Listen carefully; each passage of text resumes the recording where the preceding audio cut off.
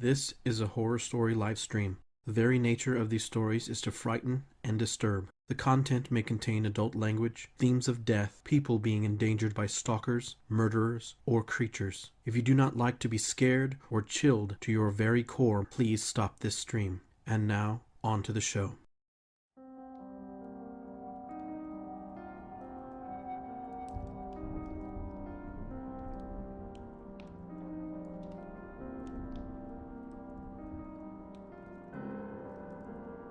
Welcome, everyone, to Haunted Hour Horror. Tonight's tale takes us out into the rural countryside, to a beloved family farm. Inheritance isn't all it's cracked up to be when you have to adhere to rules from beyond the grave. Tonight, you will experience strange happening and hellish nightmares. Turn off the lights, close the doors, and don't forget to use locks.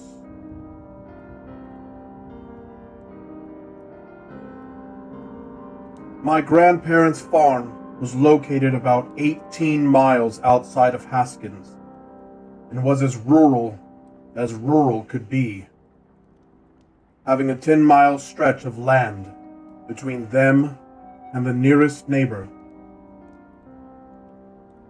It had been abandoned for the past 6 weeks since my grandmother went into hospice. She had declined quickly after my grandfather died, so her passing was not unexpected. What was unexpected was that she left me something in her will. Granny Jude and I never got along. I was super liberal, and she was extremely conservative. She never liked the fact that I was an artist. "Why don't you get a real job, James? Finger painting doesn't pay the bills," she would say, always bringing my blood to a boil. I was a painter. I did not finger paint. The strokes of my brush expressed feeling and depth. We stopped talking when I went off to art school. She never understood. So that is why I was taken aback that she would leave me, a finger painting disappointment, anything. 10 years without any communication, and she chose me to inherit the family farm. It was a rainy day in April when I finally made the long drive out to the place I only remembered from my childhood. I wanted to see if there was anything left out there. My grandparents were never one to install a security system. My grandfather would say, "The farm life is an honest life. No one would tarnish it with thievery." He always had a saying for everything. I swear he made up half of them on the spot.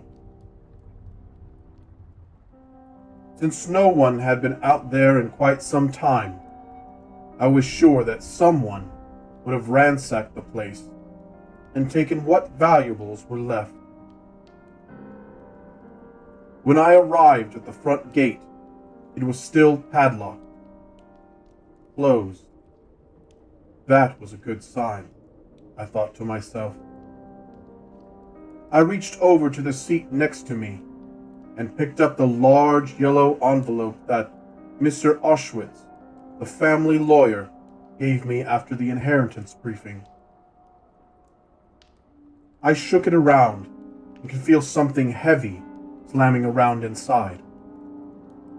I reached in and pulled out an old rusty keyring that I remembered grandfather carrying around with him everywhere he went when I was little. I always knew when he would come to get me out of bed, because I could hear him jingling down the hallway. It had only had 3 keys on it. A short silver key with the word Master Lock on it. A long gold key that I assumed went to the front door of the house. And a weird-looking rusty black key. The last key I could not remember seeing before, but I just figured it was something my grandfather found walking around the farm. I hopped out of the car and used the master lock key to unlock the padlock and remove the chain. Slipping the keys back in my pocket, I pushed open the gate. The sound was horrible. The screech reminded me of nails on a chalkboard. Not wanting to hear the audible pain again, I decided to leave the gate open. Driving from the gate to the house took about 5 to 6 minutes. The road was muddy, bumpy, and full of potholes. Each jolt and drop sent waves of punishment through my body. The clang from the undercarriage repeatedly banging against the old farm road was really making me anxious. I was afraid my little car was going to shake apart from all the vibration and contact pummeling it was taking. But somehow, it held together until I finally arrived. I opened the door and stepped out into the blistering sun to get a good look at the old place. After my eyes adjusted to the change in brightness, I took it all in. It was your stereotypical single-story farmhouse, painted a very drab yellow with a slanted metal roof and about 5 or 6 windows around the outside. To complete the aesthetic, sitting lonely on the roof was an old rusty chicken, the weather vane. The covered porch was dilapidated, sitting at a slight incline to the left, ready to fall at any moment. When I was sure it was safe, I made my way up the stairs of the porch, making sure to skip the 3rd step, which had rotted through.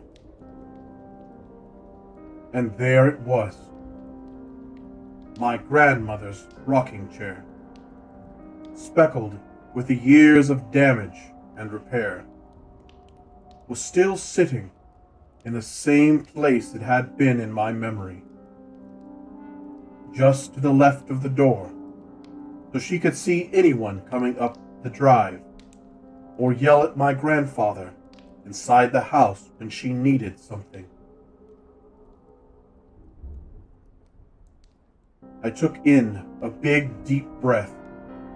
The air smelled like manure, even though the animals my grandparents had were sold off to pay for doctor visits and hospice.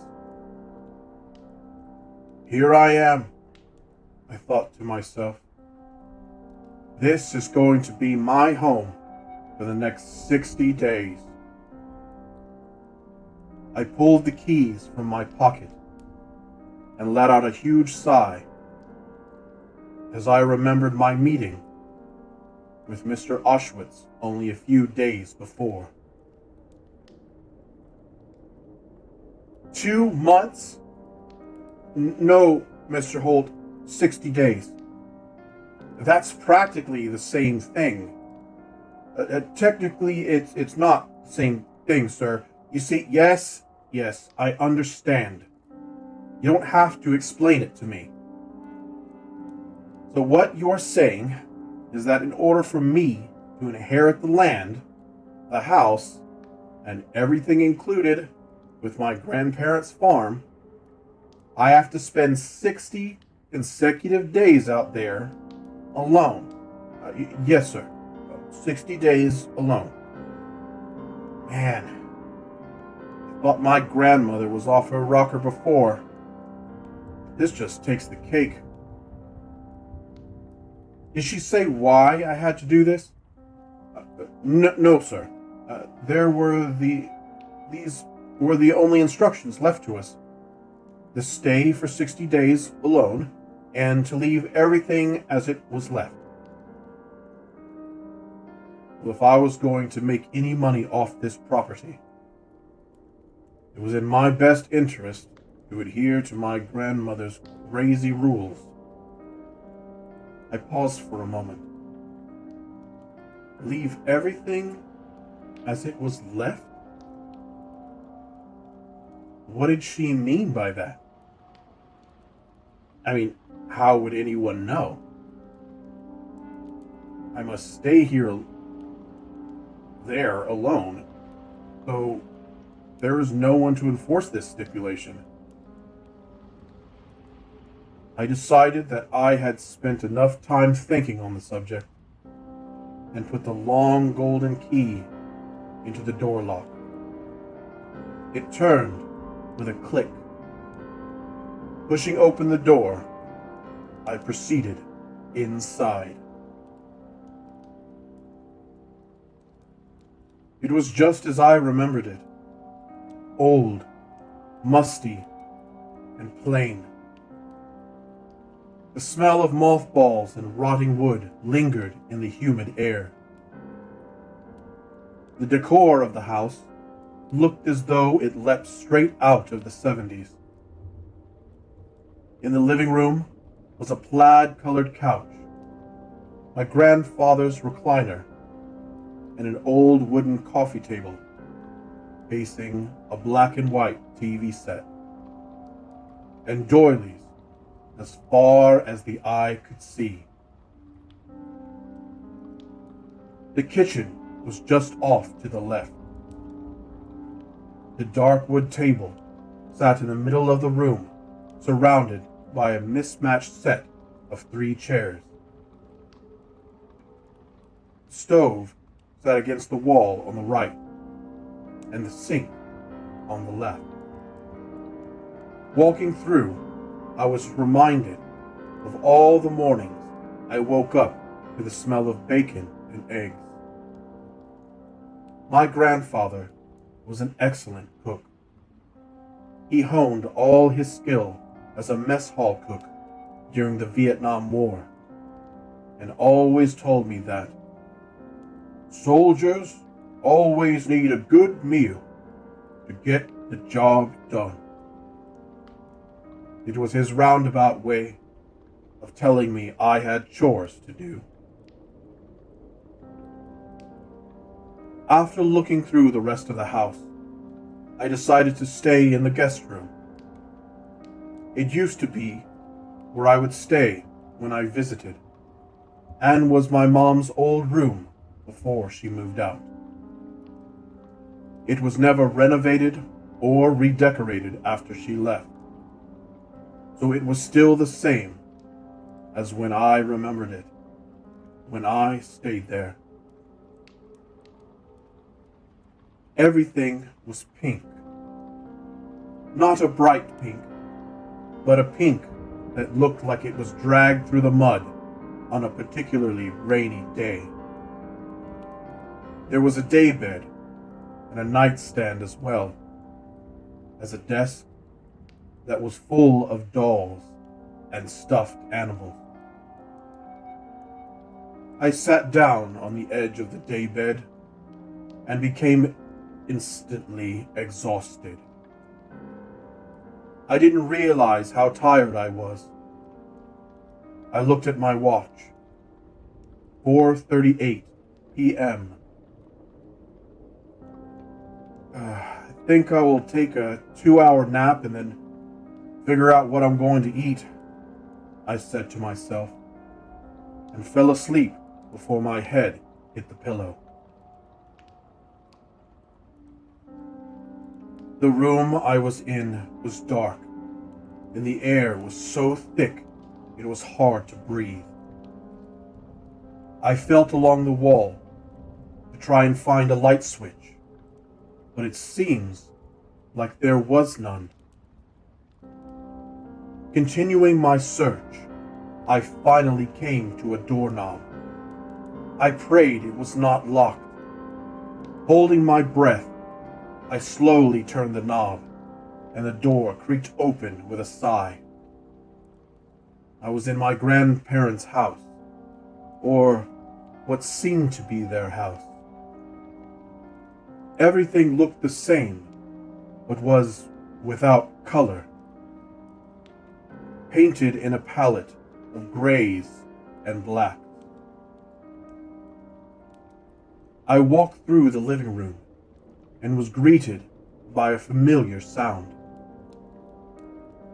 The rocking chair reverberated throughout the house like the rings of water after a pebble is thrown in. It got louder and louder until I felt like my head was going to explode.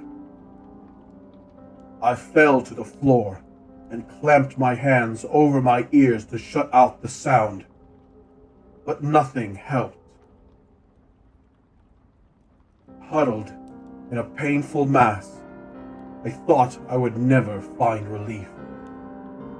Just then, everything fell silent. I gently pulled myself up from the floor and looked around the room. My head still throbbing. I saw nothing but the same drab color palette on all the familiar textures of my grandparents' house. I started to move to the couch to sit and gain my composure when I heard my grandmother's voice from the front porch. "Is that you, James? Come to the front porch, dear, and talk with your grandma." It was her voice, but something felt off. She was never this nice to me. So I was a little cautious when I made my way to the porch. Walking out the door, the first thing I noticed was the sky. It was black as pitch, with only the light of the full moon casting a cool glow on everything it touched. The creak of the rocking chair grabbed my attention, and I turned to see my grandmother there sitting as she always did. Her mouth opened and she spoke. "Come closer, James. I need to tell you something." This time, the voice sounded deeper and more sinister. I stayed silent as I walked slowly toward her. The porch under my feet made an uneasy creak like the rubbing of bones. A sense of dread came over me as I finally made it to stand next to my grandmother. "Yes, Grandma," I said. "What can I do for you?" "Come closer, Jane." I leaned in closer and was suddenly hit with an overwhelming smell of sulfur. I started to ask again the question, but before I could speak, she sprang up as fast as a lightning crack and knocked me to the ground. She slowly crawled on top of me like an animal stalking its prey, sniffing and growling as she moved towards me. The sulfur smell was overwhelming now, and I could hardly breathe. My grandmother's face finally met mine, her eyes as dark as a moonless night, and teeth as sharp as 10,000 knives. She was no longer my grandmother. The creature stared at me for what seemed like forever until it finally spoke in a voice that chilled me to my very core. James, feed me your soul. Its mouth opened wide, wider than I thought possible.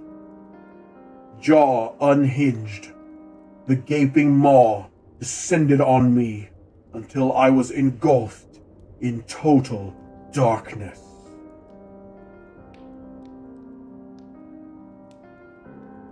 I awoke with a start, my body covered with sweat. Oh, man. What the hell was that? I sat up in bed, trying to regain myself. My heart was beating 1,000,000 miles a minute. It had been a long time since I had nightmares, but never one like that. I took in several deep breaths until my heart rate became normal again. When I had finally calmed down, I checked my watch. 10:54 p.m.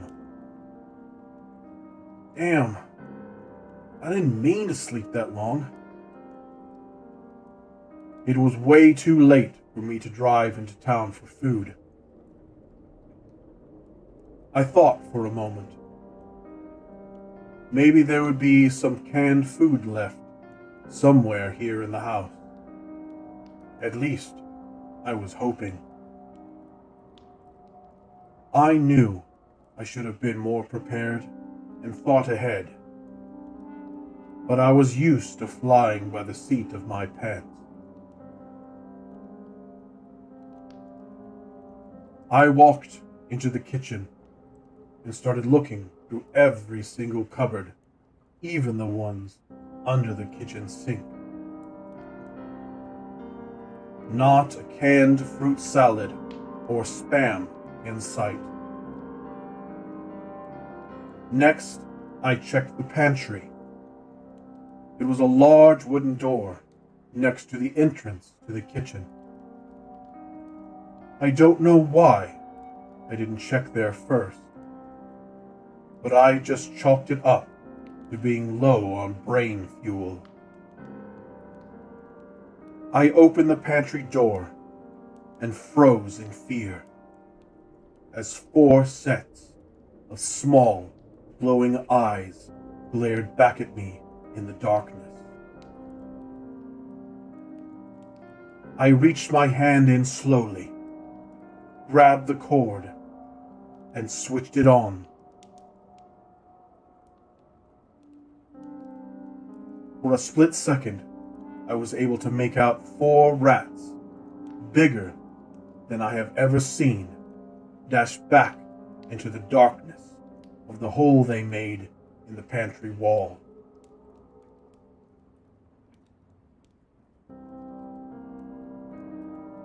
With the light on, I was able to survey the damage. Well, it looked like there was some food left before the rats got to it. I walked over to the kitchen table and sat down, feeling utterly defeated. I had almost given up hope when I remembered my grandfather's preserves. Those are supposed to last forever, right? Well, at least until I got to them. I seem to remember grandfather bringing them up from the basement. I jumped up from my seat and proceeded toward the basement door. Suddenly, and without warning, a low growling emanated from somewhere close by. I stood there in silence, stark still, and listened for the noise to come again. 5 seconds go by. 10 seconds go by. And the growl came suddenly again. But this time, I felt it too. The sounds echoed throughout my entire body. Man, I don't remember ever being this hungry. I didn't realize someone's stomach could be so loud. I hadn't eaten since lunchtime that day, so my body was very angry with me. I can't believe I was scared by stomach sounds. Why was I so jumpy? I had been to this farm 1,000 times when I was little. Why is it so different now?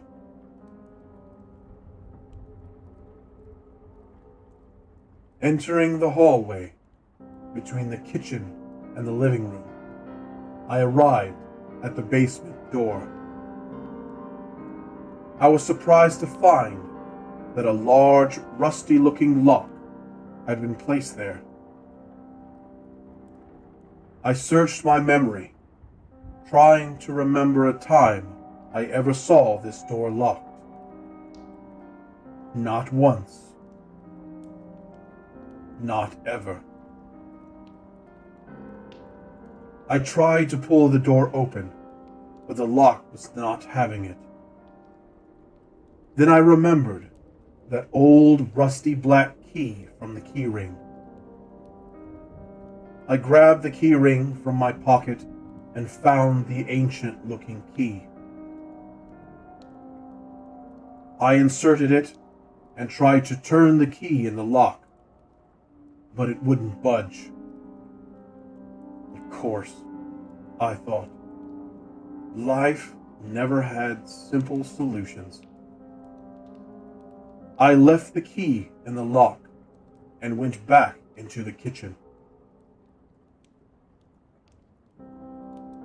My grandfather always kept his tools under the sink, so I opened the cabinet under the sink and started to rifle through his toolbox. I finally found what I was looking for. I closed the cabinet and went back to the basement door with the pliers in hand. But the key was missing. The lock was empty. Strange. I didn't remember taking the key out, and it wasn't on the floor next to the door, as I thought it might have fallen out. I looked all around for the key ring, since maybe it fell out. When I left to the kitchen, and I kicked it somewhere. I started looking toward the kitchen. It has to be here somewhere, I said aloud. Keys don't just get up and walk off by themselves. I had just about given up when I noticed something shiny sitting on the coffee table in the living room. I walked over, and sure enough, there were the keys. How did you get over here? I guess I must be hungrier than I thought. Messing with my brain. Maybe I had taken the keys to the living room at some point between the kitchen and the basement. I didn't think too much about it at the time because I just wanted those preserves. And now I had the key and pliers, and I was going to get that lock open if it was the last thing I did. I walked back to the basement door, stuck the key in the lock, and gripped the key with the pliers. I pulled and twisted with all of my might until finally, after struggling for what seemed like forever, the key turned and I could hear the stubborn tumblers finally give way as the lock broke open. I removed the key and put the key ring back in my pocket. I removed the lock and opened the basement door. I was hit by a sudden blast of warm air that reeked of the pungent smell of rotten eggs. It must have been a while since this door was open. After the smell subsided a bit, I ventured down the stairs into the basement. I got about halfway down the stairs when it suddenly started to get unusually dark. I pulled out my phone and used it to light the rest of the way down the stairs until I found the string with a single bulb basement light and switched it on. It was your typical dirt floor basement. There were tools on the walls and boxes filled with everything you could think of strewn about the room. The rotten egg smell I smelled earlier was either gone or I had just gotten used to it.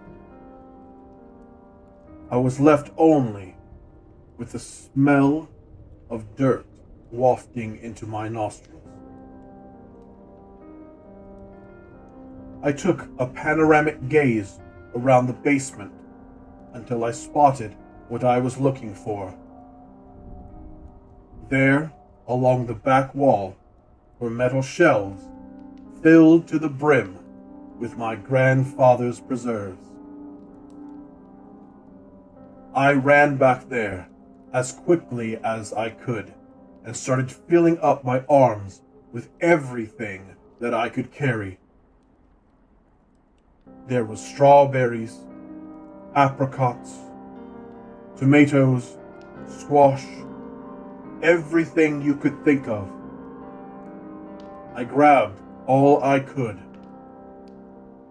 I may have been a little overzealous because I dropped one of the jars and it smashed on the floor with a metallic thump. That's a strange sound for dirt to make, I thought. I put down the preserves to look at where I had dropped the jar. I carefully removed the glass from the spot and used my hand to dust the dirt away. Under the dirt, I found a metal hinged lid. At that moment, my curiosity overpowered my need for sustenance. I had to see what was inside. With some effort, I was able to pry up the metal lid and look inside. The compartment held only one item: a metal box. It was caved in a little on the top, and about the size of two hands side by side, with a lock on it that looked very similar to the one that was on the basement door. I pulled the key ring out of my pocket and put in the black key. To my surprise, the lock opened up easily. I removed the lock, flipped the latch, and opened up the metal box. Inside the box was a journal with the initials AH on the front cover. It was dirty and worn, and I could see without opening it that the pages had turned a dingy yellow. Opening the journal as not to damage it, I turned to the first page and read, October 17th, 2014. Judith is acting strange today. Not at all like her old self. She made me breakfast this morning. Something she hasn't done since our first year of marriage. I didn't think too much of it at the time.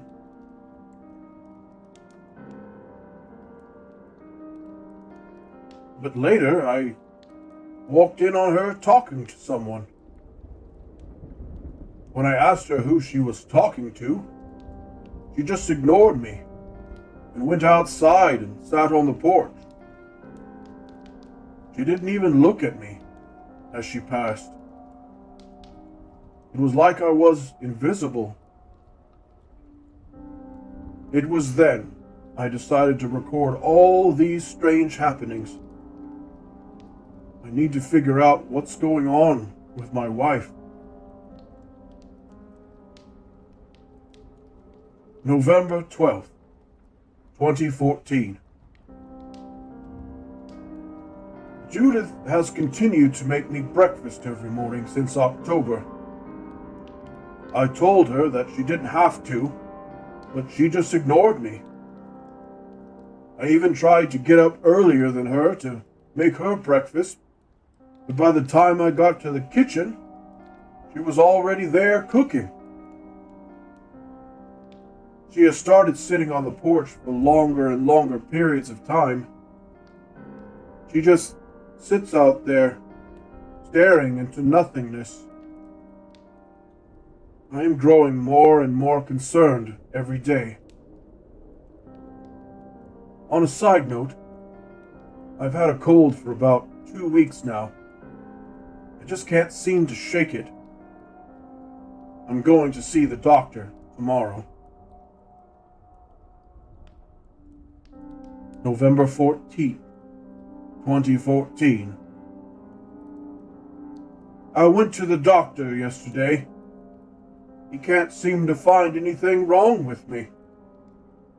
I told him my symptoms: achy all over, fatigue, dry mouth, and weight loss. He says it's just a part of getting old. I don't know about that. I think I need to get a second opinion. This doctor's a quack. Judith sits all day out on the porch now. She still makes me breakfast every morning and throws a mad fit if I refuse to eat it. I still don't know what seems to be wrong with her. I try to talk to her, but she just seems distant. Her eyes seem darker somehow. December 28th, 2014. I don't know who this is, but this is not my wife, Judith. This thing is draining me physically and mentally. I am currently bedridden and hurt so much to write. But someone must find out what's going on here. I can no longer move. It's just the pain from standing is agony. The thing that looks like Judith started bringing me breakfast in bed and force feeding me, and disappears until the next morning. I can only assume it's sitting on the porch. Sometimes I hear weird noises on the opposite side of the house, and I call out to see if someone else is there, someone to help me, but no one answers. I don't know what happened to my wife, and I am now too weak to find out. I hope whoever finds this journal can figure it out and get my Judith back. I don't know how much longer I'm going to last.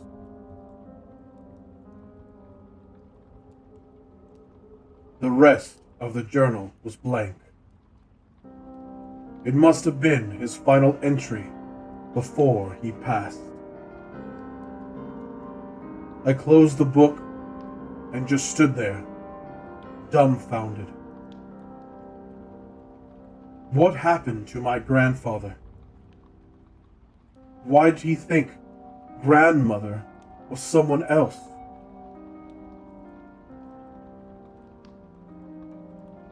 Why did no one come and check on them? So many questions were rolling around in my brain. I tried to figure out what to do next, when suddenly I felt a sharp pain on the back of my head, and everything went black.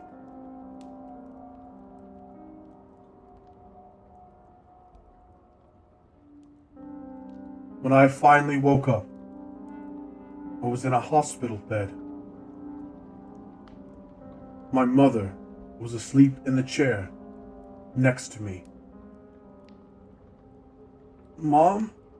I said, still a little dazed. "What happened? How did I get here?" She sprang up and hugged me tighter than she ever has before. "Ow, Mom, I can't breathe." "Oh, sorry." She lets go of me and looks me over as she holds my face in her hands. "So, are you going to tell me what happened, or what?" Oh, yes, of course. "Well, I hadn't heard from you since you went to the farm, and I got worried. I kept trying to call you, but your phone kept going to voicemail. So finally, I just drove out there. I found you, unconscious on the ground in the basement, covered in preserves." I tried to remember what had happened to me, when a picture of the journal I had found popped into my mind. "Mom, did you find a journal?" My mother looked at me confused. "Journal? What journal? I didn't find any journal." Had that all been real? Was my grandfather's journal real? Did it actually exist? Or was it just delusion brought on by the head trauma?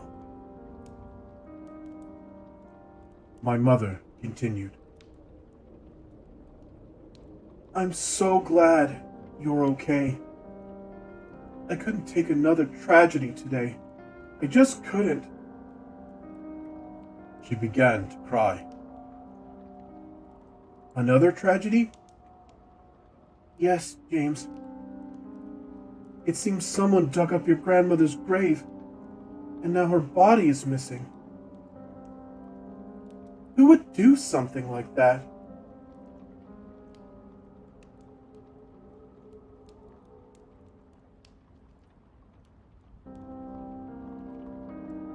Thank you all for joining us this evening.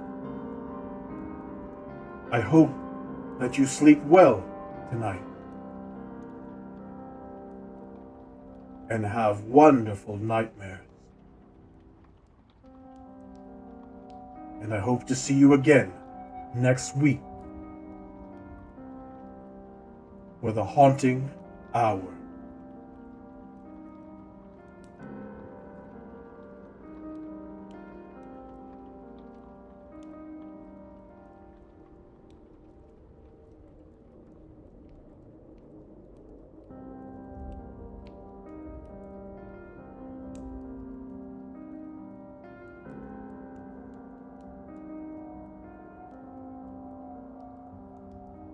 Tonight's story was written by Justin LaVergne.